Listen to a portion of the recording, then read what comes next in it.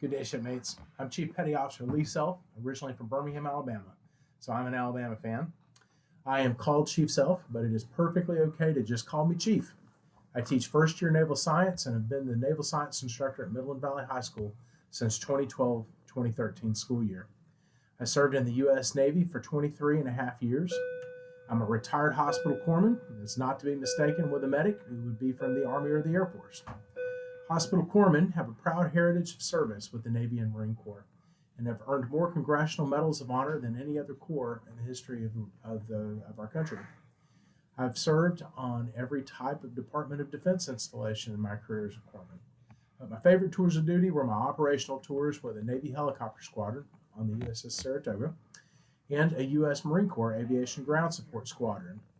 I've served at Navy and Army hospitals, such as the Naval Hospital in Oakland, California, and Letterman Army Medical Center at the Presidio of San Francisco in California. Two aircraft carriers. I was on the Saratoga and the Enterprise. Both. It's funny how all of my previous commands have been decommissioned, except for MWSS 271. I have worked as an instructor at two aviation survival training centers in NAS Pensacola and Marine Corps Air Station Cherry Point, North Carolina. I have served with the 2nd Marine Aircraft Wing of the U.S. Marine Corps, and that was at Marine Corps Air Station Cherry Point. And I've also served at the Department of Defense Medical Examination Review Board, also known as DOD-MERB, at the U.S. Air Force Academy in Colorado Springs, Colorado. In my career, I was also a Navy instructor and Naval Aviation Water Survival Training Program instructor for about 7 years. After retirement from the service and before working here at Midland Valley, I was the Cadre Sergeant Major for Chamberlain Hunt Academy for the 2011-2012 school year. In my family, I've been married to Mama Self since July of 1989, and we have 4 grown children, with at present 2 daughters-in-law and a granddaughter due in December. Our kids are as follows: Trey, Katie, John with his wife Abigail, and Randy with his wife Megan. Let me share with you some of my expectations of you for our program. The expectations for this program can be found in the purple sheet you and your parents. If you haven't signed it yet, you will. And you have to sign this signature page as read and understood, and also the syllabus. Although the syllabus that is in your packet is last year's syllabus, you can find a more up-to-date one on the website. Although fairly comprehensive, neither of these documents can cover all forms of appropriate and inappropriate behavior. From time to time, it may be necessary for the instructors or cadre leaders to provide redirection for inappropriate speech or actions. Please know this redirection is not to humiliate or embarrass you, but it's designed to help you become a more considerate cadet, family member, or citizen of our American society. You can also expect to receive positive reinforcement of exceptionally good actions and for going above and beyond the expectations of a cadet your age. Some of the basic expectations that we have follow. 1. Wear the appropriate uniform on personnel inspection days and physical training days. We're not asking too much of you to do this. The Navy normally requires for you to use the uniform for free, that you wear it 1 day a week. We have PT uniforms, physical training uniforms, that you wear on PT days. For physical training. We double as a PE program, but we function in a military type of way. However, we only have PT on 1 day a week. And that PT is usually fun. We get out together, we sweat together, we work together. I'll get out there with you some days and do it with you too. So, also, the second thing is I want you to use professional language.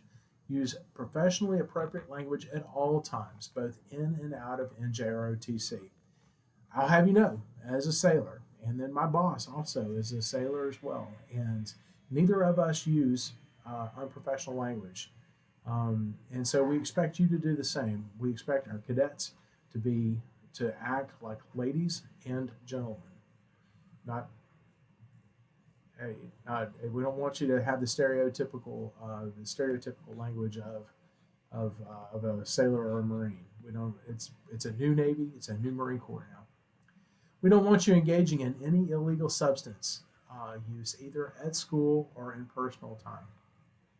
Nothing says nothing discredits the NJROTC program in our school like cadets who use drugs or use alcohol illegally. We expect you to obey the laws and understand that the rules are there for a reason. They're there for our benefit, and when you try to break the rules and try not to get caught, eventually you do get caught. We have an old saying at my house. Mom herself has always said to our kids, "Your sins will find you out." So follow that old Jewish proverb and mind what you do. 4, not engaging in violent behavior such as fighting, escalated arguing, or the possession of any potential weapons or the appearance of weapons. Okay? You can't have anything at school that looks like a weapon. You can't have anything that would double as a weapon, such as a knife. We expect you all to. We understand that people are going to disagree, but when you lose control of yourself and you start yelling and cursing at each other, that does not reflect well on you. It doesn't reflect well on your family. It doesn't reflect well on the Navy or our school. 5, not engaging in inappropriate relationships with upperclassmen, cadets, faculty, or school staff. Now, let me explain this. We have a requirement for our student leaders not to have romantic relationships with our underclassmen, particularly our freshmen and our sophomores. If we have something called a chain of command, years ago we had a cadet who was sneaking around, and he had gotten in an inappropriate relationship with one of his members of his platoon. How we found out about it is because these people the other people got jealous, and because it breaks down good order and discipline. When you've got people that are fighting with each other and arguing and are hurt, and they can't function as a team, and we don't function well in NJROTC as a team when we have these types of relationships going. Right? Attendance, and also too, if you have any questions about that, don't hesitate to ask me about it. I'll be more than happy to tell you the limits, especially if they're not delineated in any kind of documentation. We want you to attend all required events. You have to attend at all required events. We have some parades that in normal years, we have parades, particularly the Christmas parade. It's always a big deal. We march in it. And we show off when we do. We show what we've learned and how military we are. And when we have a whole unit of good-looking cadets out there representing Midland Valley's NJROTC, it reflects well on us, the Navy, and also it serves our community. And you do get community service for those things. So even though it's a required event, you still are rewarded for being there. Team practices. If you sign up for a team, you need to be at that practice. You don't get better you don't get any better on the team if you don't practice. And the problem is that it's a team. So if you aren't showing up for practice, you miss important stuff, and it compromises the whole team. You need to also show up for the competitions for those teams. Okay, everybody's counting on you being there. Field trips. If you sign up for a field trip, you need to go on the field trip. Historically, I've only been able to take about 40 cadets on a bus. And then what would happen is so we'd have maybe about 60 kids that would sign up for it. And I would go through and I would check their grades, I would check their behavior, I would do all of these things, and then I would take the best 40 out of 60. And then what would happen is maybe 7 of those kids wouldn't show up for the field trip. And that's 7 slots that somebody else could have taken that were wasted because you didn't show up for it. So you sign up for a field trip or community service, in any of the events that you've signed up for or committed to, you need to be there. The seventh thing, conduct yourselves in a manner which would not discredit the NJROTC, Midland Valley High School, your families, the U.S. Navy, and our nation. We expect you to conduct yourself in an exemplary manner because you represent Midland Valley and the Navy. This is things such as community events. When you're at a community event and you're in uniform, you represent the Navy. And I'm telling you, it's not uncommon, every year, almost every year, I have had some veteran call me up and tell me about one cadet who is doing the wrong thing at some type of special convocation, such as a Veterans Day ceremony, or as I was saying earlier, a parade. Don't be that cadet. Don't be that cadet. Honor the Navy, honor your country, honor those people that we are there to serve by being on your best behavior. When you're in uniform, on uniform days, and say your mom wants to stop by the grocery store on the way home, and you're in uniform, you don't pull your shirt tail out, you leave your shirt tail in. You look the best that you can for as long as you're in that uniform. And then when you get home, you can take it off and you can shift over to some jeans or PT clothes or whatever. So, lastly, stand and render appropriate honors to the U.S. flag, national anthem, and military decorum. We represent that flag, and we stand for the Pledge of Allegiance every class period. We stand, we present, we salute by putting our hands over our heart, or if we're in our uniform, we salute, and we say the Pledge of Allegiance. If there is some reason why you can't say any particular part of that, I'll give you a case in point.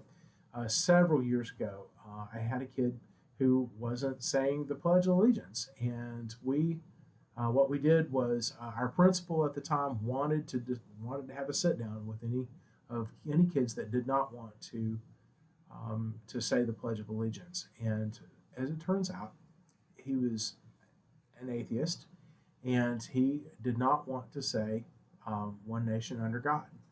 And the principal said to him, "You don't have to say one nation under God, but say the rest of it." He goes, "You're just pledging allegiance to the flag of the country," and he was okay with that. So we can work with you.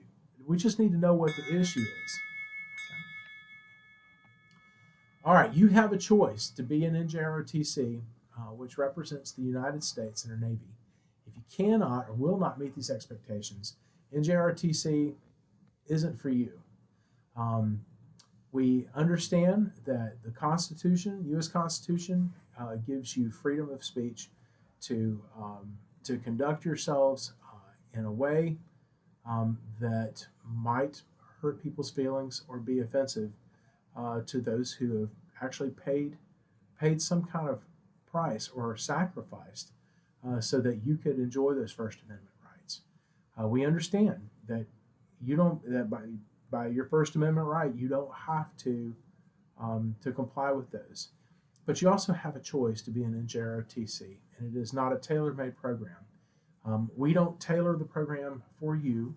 We condition you to be part of our program, to be part of our team, and to enjoy what we do and to reap the benefits of being a cadet in NJROTC. So I'd like to thank you for signing up for this course.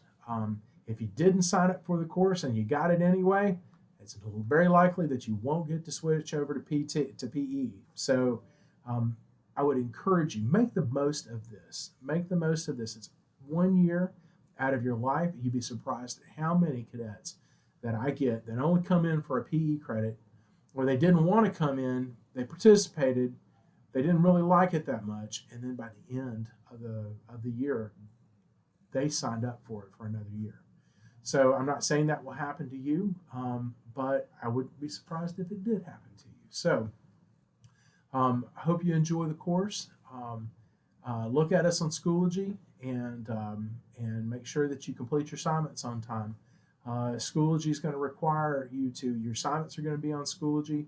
The ones that you don't have in class, those of you who are virtual, you will have, you're going to be receiving the same type of instruction as everybody else is. But a lot of this stuff will be pre-recorded. So just bear with us, and we're going to slog through this the best that we can. It's a new year. It's a new way of doing things. And as Gunnery Sergeant Highway said, improvise, adapt, and overcome. And we will do that. So thank you.